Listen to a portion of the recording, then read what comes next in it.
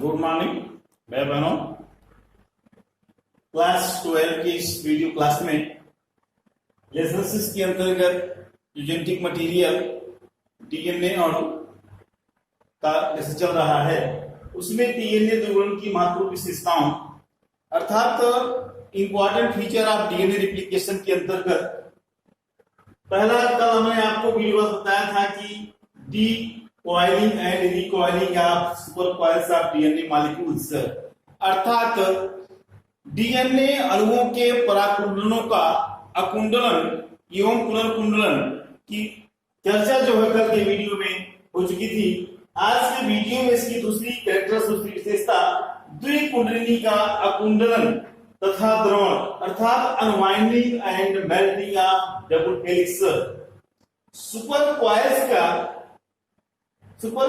का DNA molecule की super coil की कल जो है डीकॉइलिंग हुई थी अर्थात अकुंडलन हुआ था और पुनर्कुंडलन हुआ था। दूसरी विशेषता में अब जो द्विकुंडली बनती है डबल हेलिक्स बनती है उसका अकुंडलन होगा अर्थात वह अनबाइंडिंग होगी। जिसकी बाइंडिंग हुई थी वह टूटेगी एंड द्रवण अर्थात उसकी मेल्टिंग होगी। मेल्टिंग का तात्पर्य है इसके हाइड्रोजन बॉन्ड टूटेंगे, अलग अलग होंगे। तो इस विशेषता में हम लोग क्या देखते हैं सबसे पहले कि सबसे पहले यहाँ पे ध्रुवण मूल होता है, रिप्लिकेशन वर्जन होती है। कल हमने बताया था कि डीएनए अणुओं का जो सुपर कॉइल था उसकी डिकॉइलिंग में एक phosphate topoisomerase first topoisomerase second होते हैं जो उसके फास्फेट अणुओं से जुड़ करके उसको जो है क्या कर देते हैं डिकॉइलिंग की क्रिया शुरू कर देते हैं। तो टोपोआइसोमेरेज फर्स्ट जो है वो एक थर्ड पर लगता है जबकि टोपोआइसोमेरेज सेकंड या डीएनए गायरेज जो है वो दोनों थर्ड पर लगता है। लेकिन अब ये बात यहाँ पे आती है कि वो किस स्थान पर लगेंगे अर्थात कुंडली तो लंबी है, डीएनए अणु की लंबाई तो काफी है, उसमें ऐसा कौन सा स्थान है जहां पर ये डीएनए गायरेज या आइसोमेरेज एंजाइम जो हैं लगेंगे और लग करके जो है वो उसकी डीकॉइलिंग शुरू करेंगे। तो वह स्थान आता है द्विगुणन मूल रिप्लिकेशन वर्जिन अर्थात डीएनए अणु में वह स्थान जहां से द्विगुणन प्रारंभ होता है उसे द्विगुणन मूल कहा जाता है। यह द्विगुणन मूल जो होता है यह स्थान अणु के किसी ऐसे भाग में विशेष समाचार जोड़ियों के वे छोटे छोटे खंड होते हैं जिनकी की कई बार पुनरावृत्ति होती है।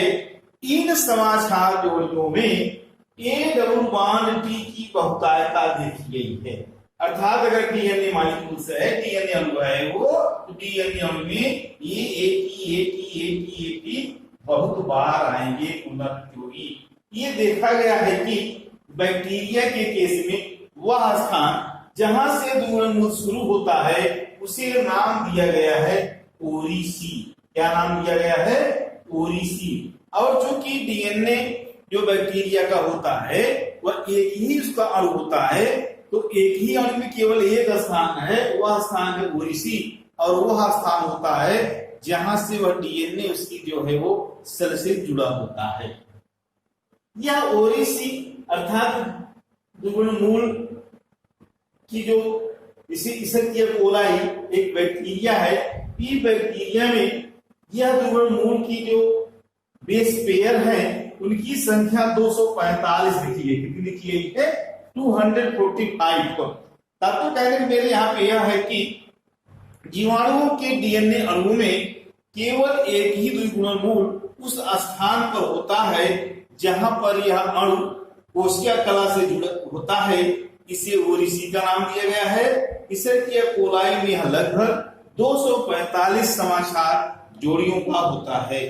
सुकेंद्रीय कोशिकाओं में अर्थात यूकेरियोटिक सेल में यह रिप्लिकेशन मूल जो होता है वह 100 से 145 बेस पेयर का होता है। कितना? 100 to 150 बेस पेयर का होता है और केवल एक ही स्थान पर नहीं होता है क्योंकि उसमें बहुत से जो होते हैं डीएनए अणु होते हैं और काफी बड़े लंबे लंबे होते हैं। उन डीएनए अणुओं में इनके स्थान भी कई जगह होते हैं, अर्थात कई स्थान पर ये द्विगुणन मूल पाए जाते हैं। अब इसके बाद आता है द्विकुंडली का द्रवण। इसमें इसे बताया गया कुंडल में पहले वह स्थान जहां से द्रवण शुरू होगा अर्थात अकुंडन होगा। अकुंडन कहां से होगा? वो रेप्लिकेशन मूल से होगा।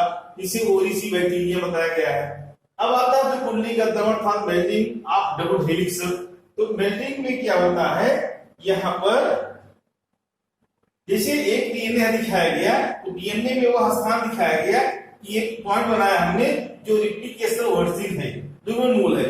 यही द्विगुणन मूल पर एक विशेष प्रकार की प्रोटीन होती है जिसे बताया गया मूल बंधनी प्रोटीन, ओरिजिन बाइंडिंग प्रोटीन। यह ओरिजिन बाइंडिंग प्रोटीन एटीपी अणुओं की सहायता से यहाँ पर द्विगुणन मूल अर्थात रेप्लिकेशन ओरिजिन पर जुड़ जाती है। जुड़ने के बाद यह क्या करती है? यह जो होती है इसे हम द्विमूल बंधनी प्रोटीन या ओरिजिन बाइंडिंग प्रोटीन कहते हैं। इसकी सहायता से इसमें जो इसके हाइड्रोजन बॉन्ड होते हैं ये हाइड्रोजन बॉन्ड टूट जाते हैं। क्या होते हैं? हाइड्रोजन बॉन्ड टूट जाते हैं, नष्ट हो जाते हैं। तो इस प्रकार से हाइड्रोजन बांडों का टूटना, हाइड्रोजन बांडों का टूटना जो होता है इसे ही कहा गया है डीएनए अणुओं का विकृतीकरण या डीनेचुरेशन ऑफ डीएनए और पिघलना और द्रवण और मेल्टिंग। तो यह किसकी सहायता से हो रहा है? रेप्लिकेशन वर्जिन पर मूल बंधनी प्रोटीन के द्वारा एटीपी की सहायता से हाइड्रोजन बॉन्डों का तोड़ना ही जो है वह डीएनए अणुओं का विकृतीकरण, डीनेचुरेशन कहते हैं।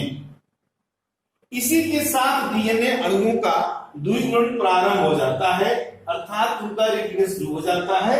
जब ये बांड टूट जाते हैं तो यहाँ पर अक्षों की शुरुआत जिस स्थान पर और जिस प्रोटीन की सहायता से होती है इसका एक नया नाम दे दिया जाता है जिसे नाम दे देते हैं इनिशिएटर प्रोटीन। तो मूल बंधनी प्रोटीन का एक नया नाम मिल जाता है इनिशिएटर प्रोटीन अर्थात प्रारंभकर्ता प्रोटीन। डीएनए अणुओं का द्रवण प्रारंभ होते ही इनकी भूमिका समाप्त हो जाती है। जैसे ही यह द्रवण शुरू होता है अर्थात बांड टूटने लगते हैं तो तुरंत ही जो होता है इनकी भूमिका समाप्त हो जाती है। इसे किया कोलाई में मूल बंधनी प्रोटीन को डीएनए नाम दे दिया गया है। क्या नाम दे दिया गया है? डीएनए नाम दे दिया गया है। अब तीसरा पॉइंट आता है द्विदिशात्मक द्विगुणन। तो जो यह द्विगुणन होगा यहाँ पर वह द्विदिशात्मक होता है अर्थात बाई डायरेक्शनल रिप्लिकेशन होता है। कैसे होता है? By directional. यहाँ पे देखिए 1968 में हूबरमैन, कौन से वैज्ञानिक थे? हूबरमैन तथा रिक्स। 1968 में हूबरमैन तथा रिक्स ने पता लगाया कि द्विगुणन की प्रक्रिया दोनों द्विशाखों पर प्रारंभ होकर के, जैसे एक शाख ये है एक शाख ये है, अगर इसको देखा जाए तो ऐसे भी यहाँ शुरू हुई तो दोनों द्विशाखों पर द्विगुणन की प्रक्रिया दोनों द्विशाखों पर प्रारंभ होकर मूल के दोनों ओर अग्रसर होती है। जैसे मूल है ये, मूल के दोनों ओर माने कि इधर भी चलेगी और इधर भी चलेगी, मूल के दोनों ओर अग्रसर होती है और इसीलिए द्विदिशात्मक कहते हैं। क्या कहते हैं? By directional. क्यों? क्योंकि जहां से शुरू होती है वहां दोनों द्विशाखों प्रारंभ होकर के मूल के दोनों ओर अर्थात लेफ्ट एंड राइट दो दिशा में चलती है और यहाँ पर एक फार्क बन जाता है चिमटीनुमा। इस तरह दिखाई गई है। अगर मूल बंधनी प्रोटीन यहाँ लगती थी ये तो यहाँ फटना शुरू किया, इस तरीके से ये इधर चलती जा रही है। आगे इसको हम अगले वीडियो में और बढ़िया से एक्सप्लेन करेंगे क्योंकि इसके बारे में और आपको बताया जाएगा।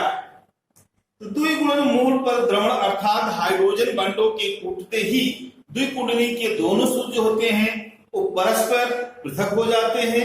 इससे मूल के दोनों ओर दाएं बाएं एक एक वायुनुमा चाप बन जाता है। क्या बनता है? एक वायुनुमा चाप बन जाता है। जैसे यही है, अगर तोड़ता है यहाँ से ये, तो इस तरीके से तोड़ता, इस तरीके से यहाँ तोड़ता, ऐसे यहाँ तोड़ता। एक अगर इधर से देखा जाए, एक वायु इधर से बन गया, अब एक वायु जो यहाँ से बन गया, ऐसे काट देते हैं। ये देखिए, एक वायु इधर बता रहा है, एक वायु इधर, तो एक वायुनुमा द्विसार अर्थात खोर बन जाती है, जहां केवल एक खोर यहाँ आपको दिखाई गई है। और इसी प्रकार आगे बताया कि 1968 में भूगोल में बताया कि रिप्लिकेशन में अर्थात इसके द्विगुणन में दोनों द्विसार्थों पर प्रारंभ होता है और मूल की दोनों ओर अग्रसर हो जाती है, इसे द्विसार्थमक कहते हैं। प्रत्येक द्विसार्थ पर एक सूत्र से डीएनए हेलिकेज, यहाँ पे एक एंजाइम बनता है जिसका नाम होता है डीएनए हेलिकेज, जुड़ जाता है और एटीपी की सहायता से इसके जो मूल है अर्थात इसके हाइड्रोजन बांड है, इनको तोड़ता चलता है और धीरे धीरे ये दोनों डीएनए जो है तोड़ते हुए आगे बढ़ते हैं। तो जैसे इधर तोड़ते आगे बढ़ेंगे वैसे यहाँ तोड़ते आगे बढ़ेंगे। तो भाई बहनों, आज के इस वीडियो में आप लोगों को द्विकुंडली का पुनर्द्रवण के अंतर्गत एक पहला है कि मूल क्या है, दूसरा द्विकुंडली का द्रवण क्या है और तीसरा दिशात्मक द्विगुणन क्या होता है, इसके बारे में आपको बताया गया। वीडियो अच्छे तरीके से देखिए, सब्सक्राइब करें ताकि आपको तुरंत का वीडियो प्राप्त हो सके, लाइक करें, शेयर करें, लोगों को लाभ हो सके, और जहां ना आए उस कमेंट के द्वारा पूछ सकते हैं। आपके प्रश्नों का समुचित उत्तर दिया जाएगा। धन्यवाद।